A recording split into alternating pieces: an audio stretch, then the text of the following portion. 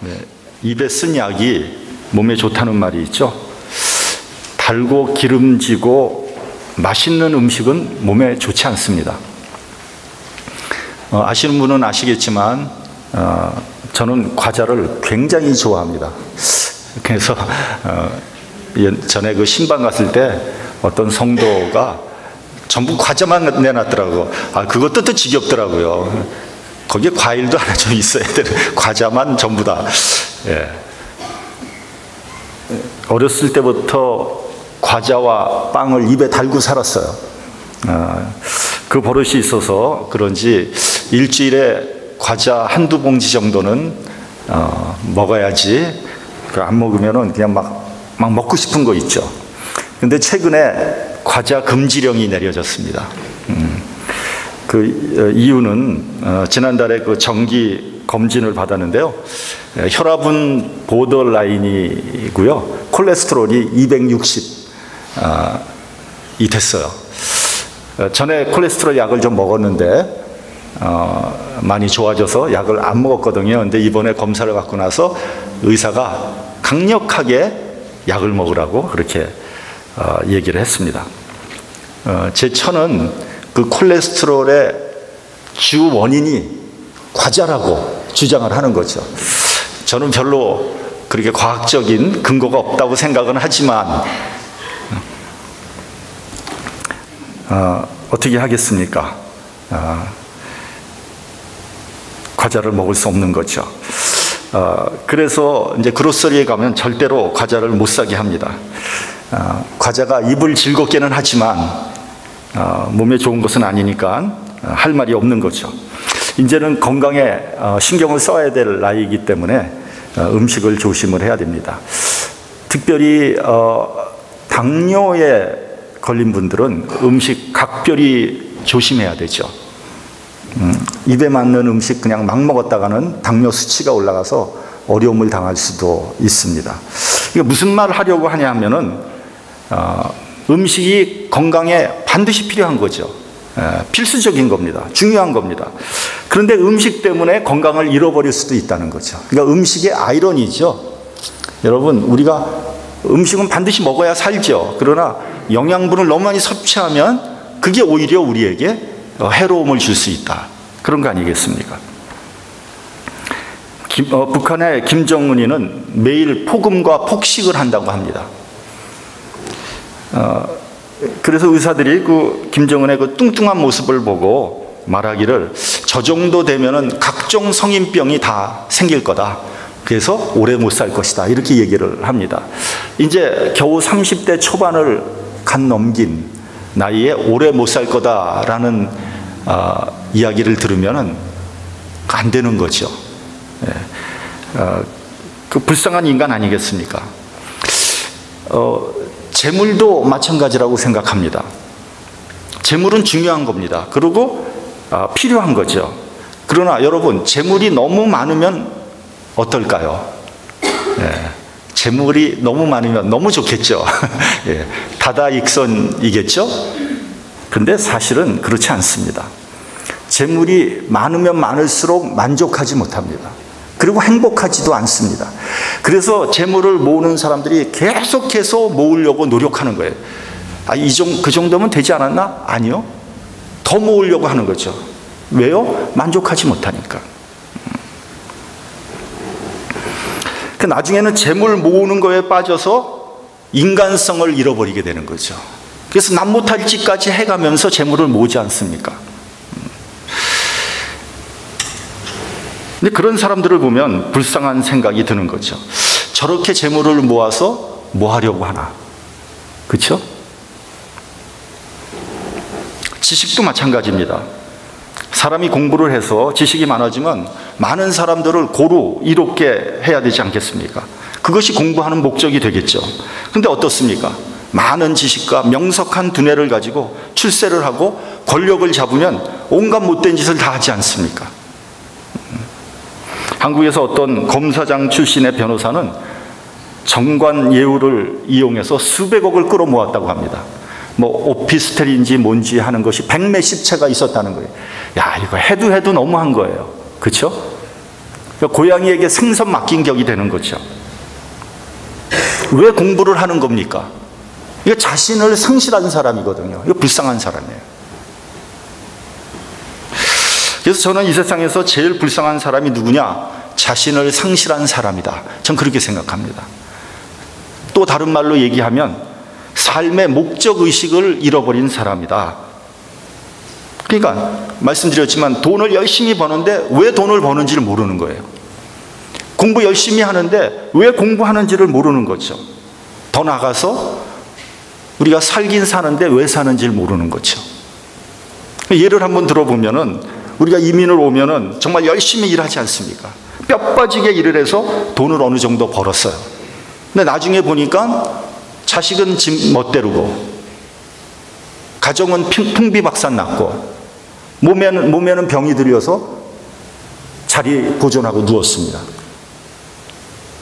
그럼 뭐 때문에 그렇게 뼈 빠지게 일을 하냐는 거죠. 그래서 돈을 벌어서 그 돈 어디다 쓰려고요? 그러니까 자신을 상실한 거죠. 주객이 전도된 거죠. 이게 불쌍한 사람 아니겠습니까?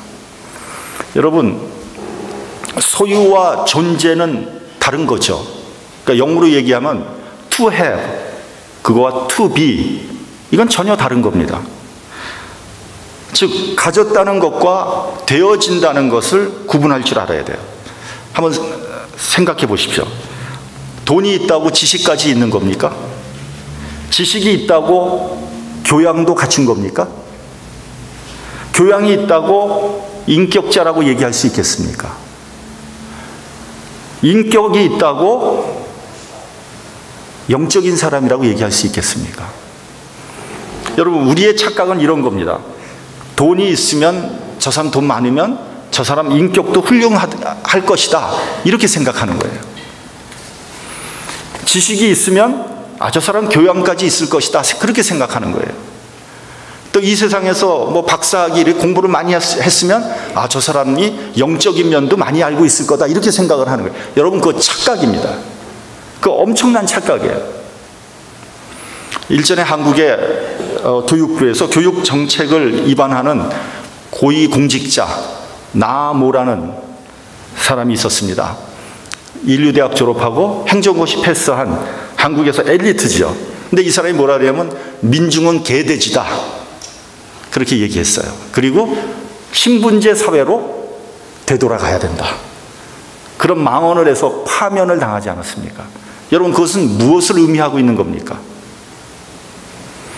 지식이 있고 출세를 했다고 해서 교양과 인격까지 갖춘 것은 아니라는 것을 우리에게 말해주고 있는 거죠.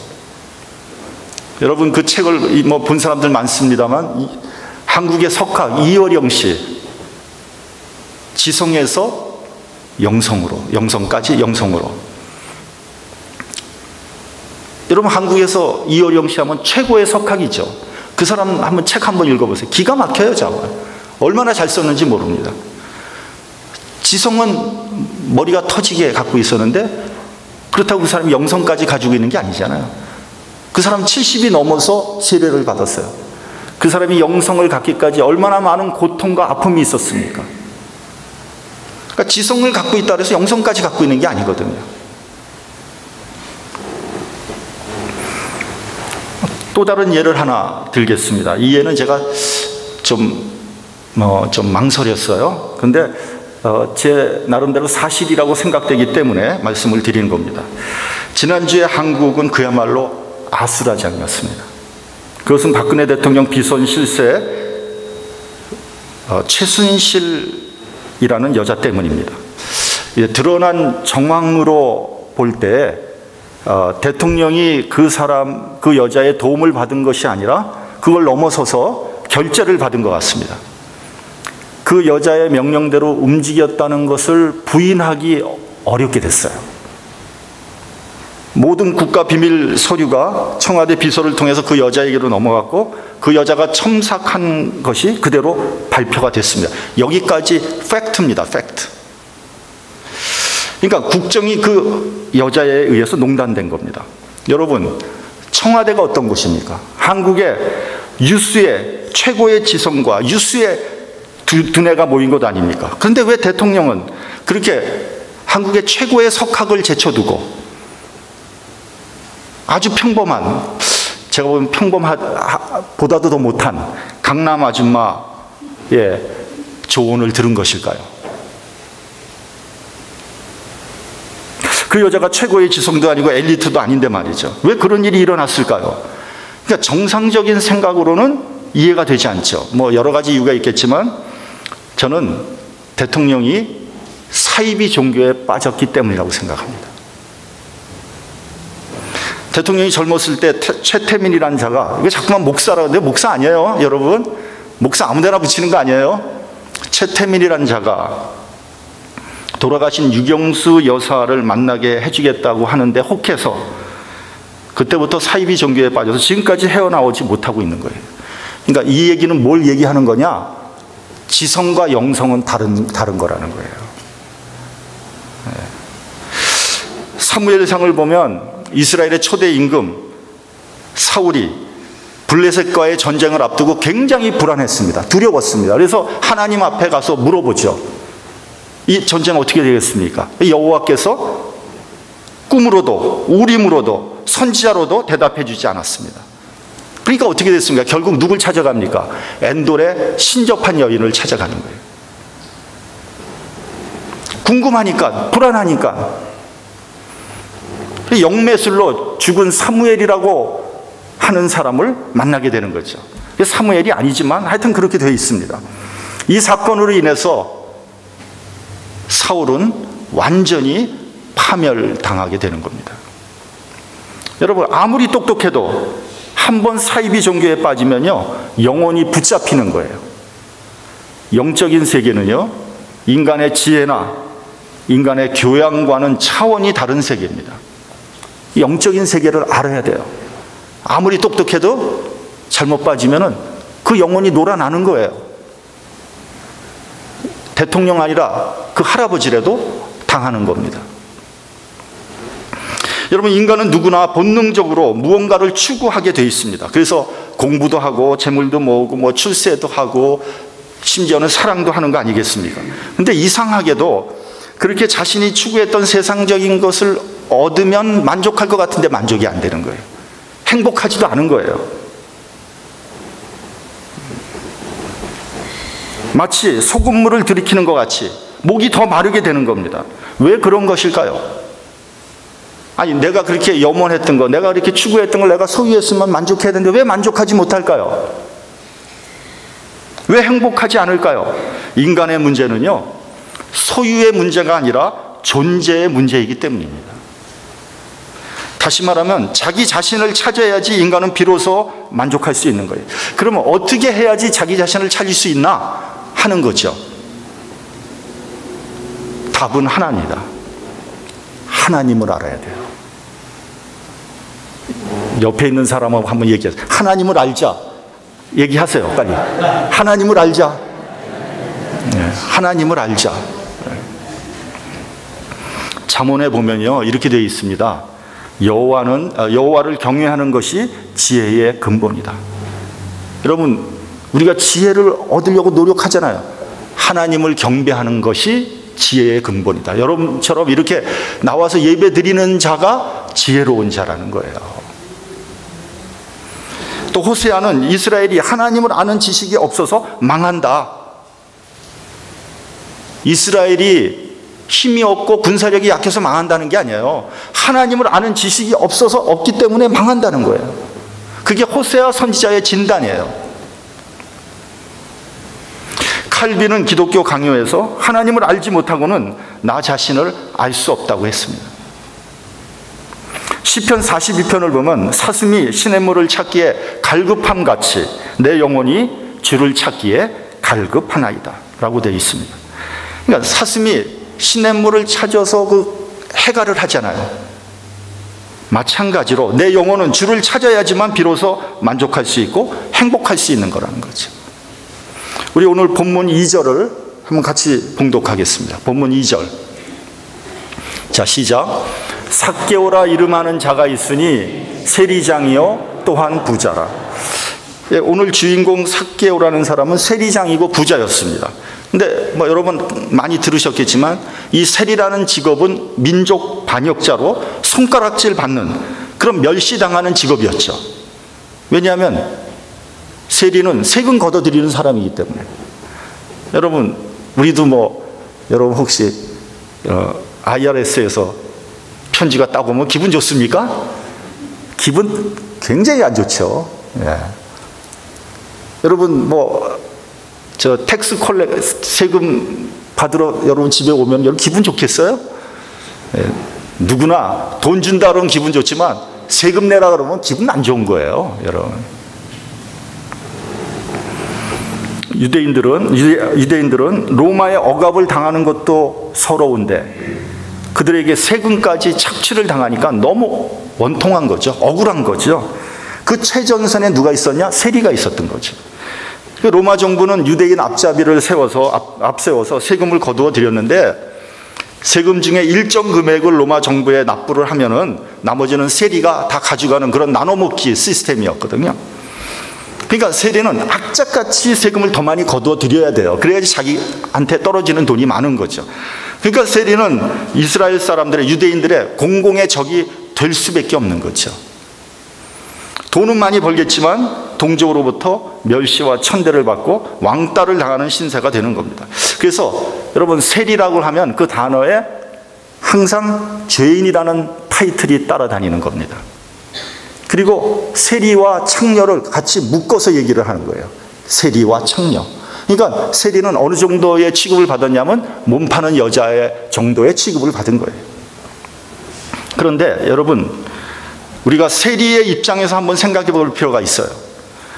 만약에 내가 세리라면 나는 어떤 생각을 가질까? 한번 생각해 보세요. 아마 이렇게 생각해 보면 쉬울 거예요. 과거에 우리나라에 친일파들이 있었잖아요. 이 친일파들은 어떤 생각을 가졌을까? 아마 이런 생각 가졌을 가능성이 큽니다. 에이, 나만 친일했니? 니네들도 친일파잖아. 사실 다 따져보면 다 친일파지 다 일본에 그 당시 일본이 식민지 할 때 다 협력한 거 아니야? 왜 나만 갖고 그래? 더 나가서 뭐라 그러냐면 오히려 우리가 일본의 식민지 된 게 더 좋았던 거 아니야? 그래서 한국이 여기까지 온 것이 다 그 덕 아니야? 이런 말을 공공연하게 TV나 매스컴에 나와서 하는 사람들이 있어요. 너희가 기회가 없어서 친일을 못한 거지 만약에 너 출세시켜준다면 아마 다 친일했을걸? 저는 유대인의 세리도 거의 같은 입장이라고 생각합니다. 그러니까 세리는 실제로 지식도 있었고 돈도 많았고요 권력도 어느 정도 가지고 있었던 거죠. 게다가 삭개오는 세리장이었습니다.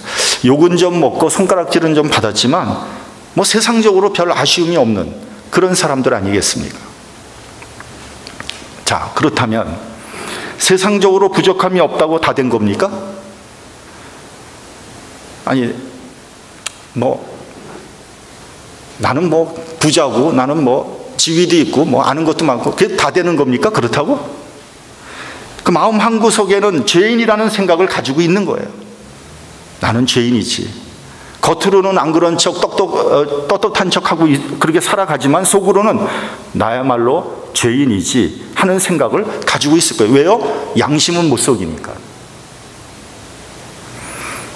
그리고 세리라는 오명을 자기 자식에게까지 물려줄 생각은 추호도 없었어요. 나는 손가락질 받고 나는 무시받으면서 살지만 내 자식만은 그래도 떳떳하고 존경받으며 그렇게 살기를 원하는 거죠. 이렇게 이율 배반적인 생각을 갖고 살고 있었던 사람들이 세리라는 사람이죠. 본문 3절을 같이 봉독하겠습니다. 본문 3절. 자, 시작. 저가 예수께서 어떠한 사람인가 하여 보고자 하되 키가 작고 사람이 많아 할 수 없어. 자, 삭개오는 예수의 소문을 들었습니다. 여러 가지 소문을 들었을 거예요. 예수는 병을 고쳐주는 사람이다. 귀신도 내쫓는다 그런다. 기적을 베푸는 분이다. 가난한 자, 소외된 자와 같이 다니는 분이다. 선지자라고 하더라. 메시아인지도 몰라. 뭐 그런 소문 들었을 거예요. 근데 좋은 소문만 있는 거 아니에요. 나쁜 소문도 있었을 거예요. 율법을 잘 지키지 않는다고 하더라. 뭐 안식일날 쑥쑥 빼먹는다고 하더라. 가짜 메시아일지 몰라. 그런데 삭개오는요, 꼭 예수라는 사람을 만나고 싶었어요. 돈을 더 많이 벌기 위해서 만나려고 하는 거 아닙니다.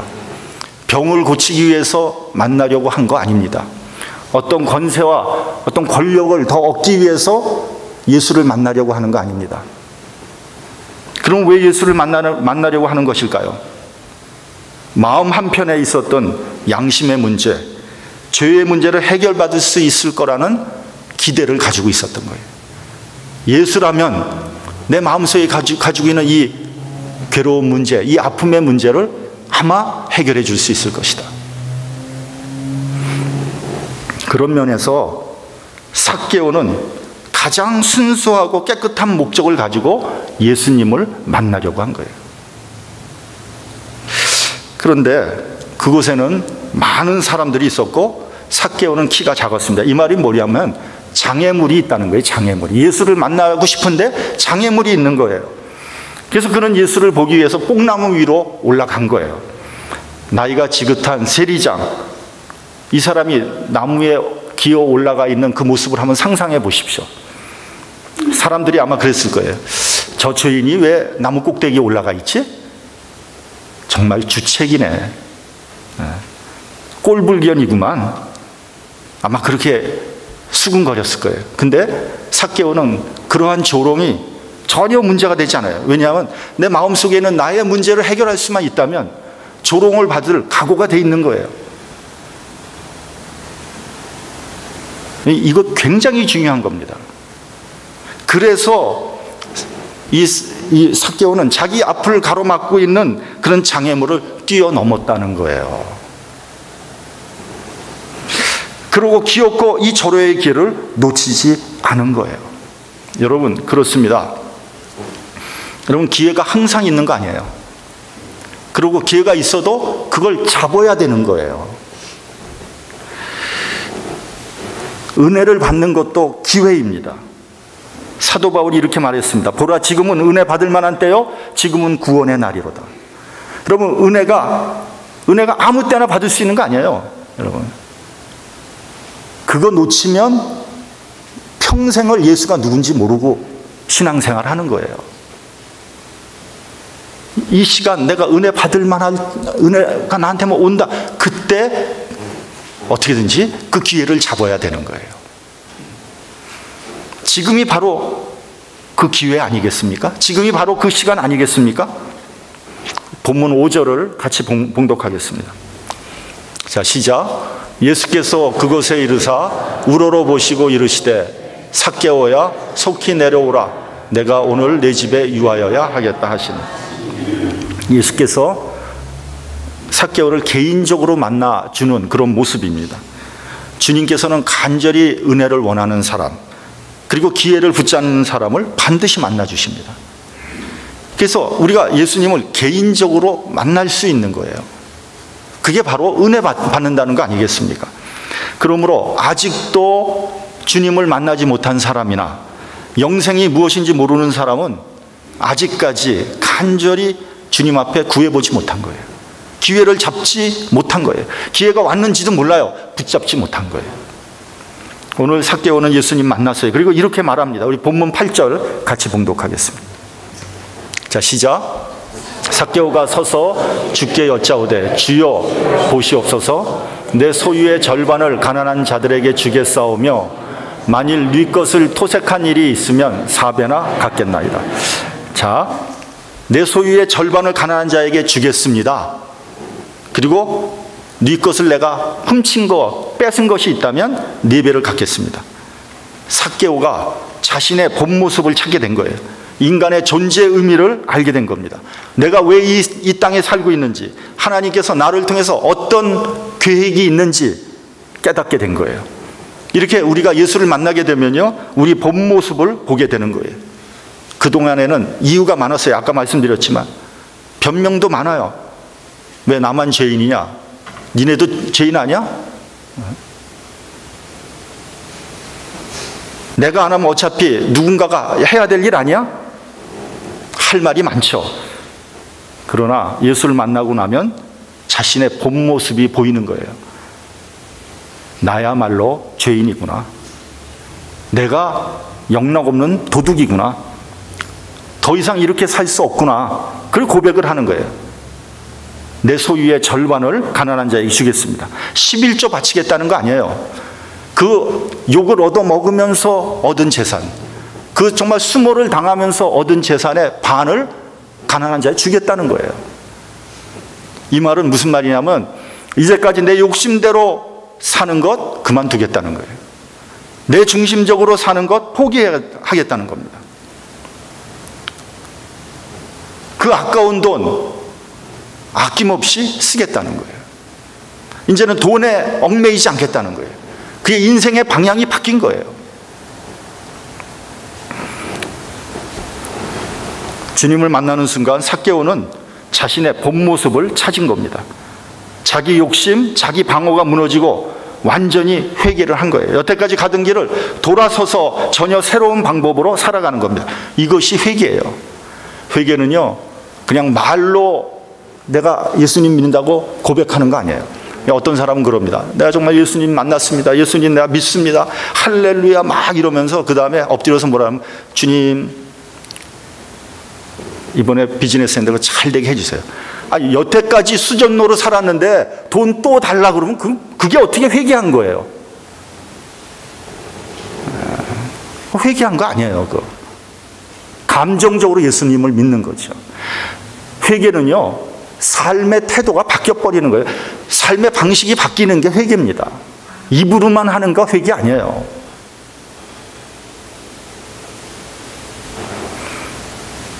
삭개오는 자신만을 위한 삶을 청산하고 이웃을 생각하기 시작한 거예요. 자신의 소유의 절반을 가난한 자들에게 주겠다고 했습니다. 이게 무슨 말? 벌써 그는 하나님의 뜻을 알게 된 거예요. 하나님 사랑이 이웃 사랑으로 표현된 거예요. 나 하나님 사랑합니다. 사랑합니다. 어떻게 사랑할래? 그냥 사랑할게요. 그거 아니고요. 그 사랑이 이웃 사랑으로 표현이 됐다는 말이죠.